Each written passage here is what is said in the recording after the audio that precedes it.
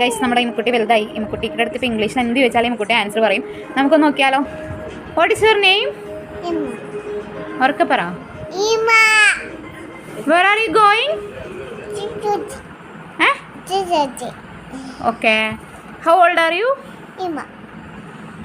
Are you interested in music? Okay. Where is your grandmother? Where is your father? Okay. Where are you going? Okay. Are you working? ഉറക്കെ പറ. Say it loudly.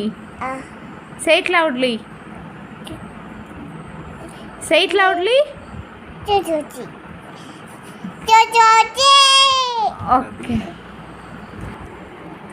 Could you please count from 1 to 10?